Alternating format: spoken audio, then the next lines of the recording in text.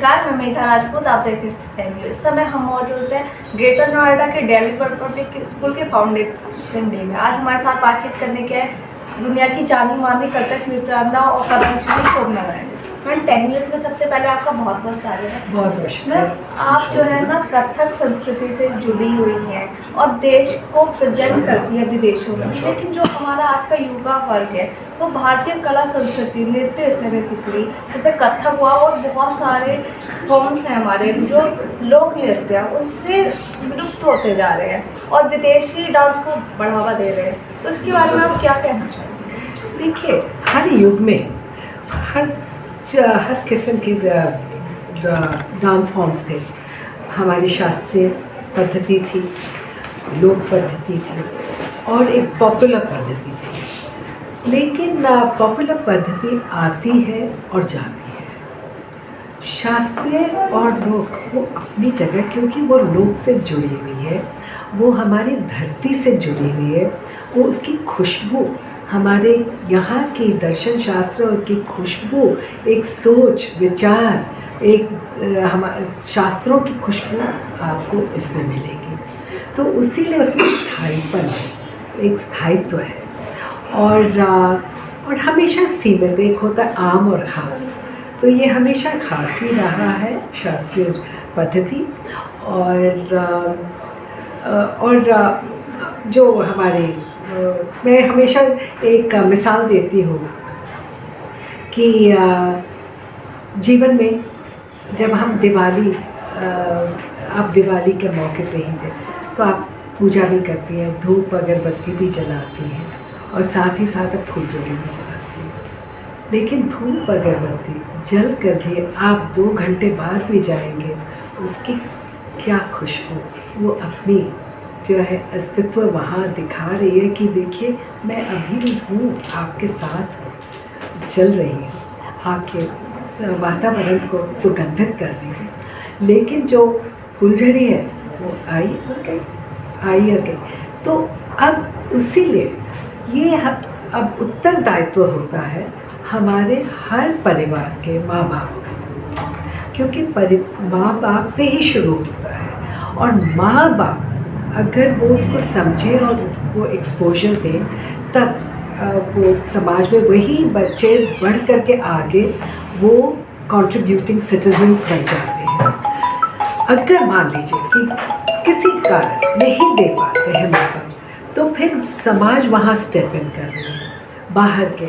तो इसी तरह से आप देख रहे हैं कि स्पेक में के आप स्टेप इन कर रही हैं, वो उस खालीपन को उसकी पूर्ति कर रहे हैं। और जितने भी हमारे स्कूल एंड कॉलेजेस हैं वो उस रिक्त को भर रहे हैं। और हम लोग जितने कलाकार के आपके यहाँ जो हमारी जो एक नींव है, जो जड़ है, वो उसकी खुशबू हम आपको दे सके कि आप इसके साथ वाकिफ़ तो हो। जब आप जानेंगे ही नहीं तब आप उसको अप्रिशिएट कैसे करेंगे।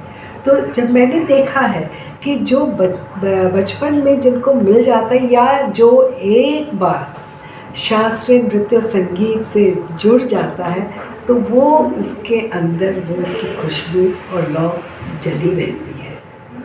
जैसे आपके जीवन की बात करें तो आप 3 साल की उम्र से कथक कर रही हैं, तो आपने कहा कि आपके पेरेंट्स का बहुत बड़ा रोल रहा है। तो आज क्या कहना चाहेंगी आप? यहाँ पेरेंट्स भी बहुत सारे आए हैं कि उनको कि क्यों एक बहुत ज़रूरी है, नृत्य कला भी एक शिक्षा के साथ बहुत ज़रूरी है। क्योंकि हम जब जैसे हर माँ बाप से पूछे, वो कहते हैं ना कि बच्चा आप पौष्टिक आहार भोजन कीजिए, और साथ ही साथ आप आइसक्रीम और पेस्ट्रीज़ पर तो आप जीवन नहीं बिता सकते हैं, लेकिन आपको पौष्टिक आहार चाहिए। तो आपके पौष्टिक आहार आपको इंसानियत देने के लिए और उसको आगे बढ़ाने के लिए कौन, उसमें किसका कंट्रीब्यूशन है, वो हमारे जहाँ तक वो कि हमारे सोच विचार अपनी सभ्यता को जानने में, उस सभ्यता को आप जानेंगे तो आप इसमें एक एम्पैथी आएगी। वो हमारे शास्त्रीय नृत्य संगीत, हमारी ट्रेडिशंस, परंपरा का मतलब आप रूढ़िवादी ना होइए। परंपरा कभी नहीं कहती कि रूढ़िवादी, क्योंकि परंपरा भी बदलती रहती है। लेकिन उसमें एक स्थायी पर, क्योंकि वैल्यूज़ नहीं बदलते हैं और वो बेसिक चीज़ें हैं, मूल्य। तो आप कोई भी शास्त्रीय नृत्य कलाकार को देख लीजिए, वो अपने जड़ों से जुड़ा हुआ है। वो सभी लोग ग्लोबल सिटीज़न बनना चाहते हैं, तो लेकिन और शास्त्रीय नृत्य में जितने भी आर्टिस्ट हैं वो जड़ों से जुड़े हुए हैं और फिर भी ग्लोबल सिटीजन्स हैं। वो ये नहीं है कि वो ग्लोबल सिटीजन्स नहीं है, वो एकदम ग्लोबल है। आप रविशंकर को देखें, जड़ हमारे अपनी पद्धति में जड़े हुए थे, गड़े हुए थे, लेकिन ग्लोबल सिटीजन।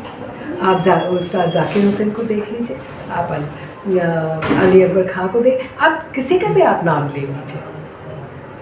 तो आप ग्लोबल सिटीज़न होने का मतलब ये नहीं है कि अपनी सभ्यता और अपनी जानकारी जो है और जो जिस धरती से आपको जन्म दिया है और आपकी ओरिजिन वहाँ की है, उसको आप भूलें। जब तक वो सबसे पहला जो है रिस्पेक्ट वहाँ से शुरू है, और इसमें बहुत ज़रूरी है बेसिकली, क्योंकि हम सब चाहते हैं कि हर माँ बाप चाहता है कि मेरा बच्चा जो है खूब नाम कमाए, खूब फूले पड़े, लेकिन एक वो ये नहीं चाहेगा कि वो अनबैलेंस्ड पर्सन हो जाए। आप कोविड का ही देख लीजिए, लॉकडाउन पीरियड में बाकी लोग डिप्रेशन में चले गए यहाँ वहाँ, लेकिन शास्त्रीय कलाकार शायद मुश्किल से एक या दो आपको एग्जाम्पल्स ले होंगे, लेकिन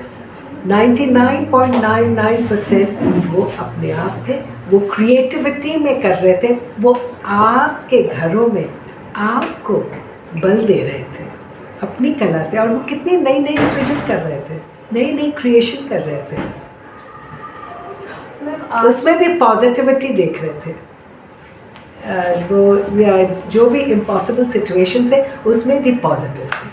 मैम एक लास्ट क्वेश्चन, आज आपने दिल्ली वर्ल्ड पब्लिक स्कूल के फाउंडेशन डे में बहुत ही सुंदर कथ्य प्रस्तुत किया, इसके बारे में आप क्या कहना, कैसा आपका एक्सपीरियंस यहाँ रहा है स्कूल में? एक्सेलेंट एंड आई थिंक इसके लिए मैं दिल्ली वर्ल्ड पब्लिक स्कूल, उनके chairman, director, board and particularly उनकी प्रिंसिपल हिमा शर्मा और उनकी टीम को मैं बहुत बहुत धन्यवाद देना चाहती हूँ कि कितने इंटरेस्ट और कितनी खूबसूरती से उन्होंने ऑर्गेनाइज़ किया, और स्मिथ मैके को कि जो उन्होंने एक सेतु बांधने का काम किया कि हम लोग आ सकें और उसको हम इसका लुत्फ़ उठा सकें। Thank you so much. 10 minute से बात करने के लिए आपका बहुत बहुत धन्यवाद। Thank you.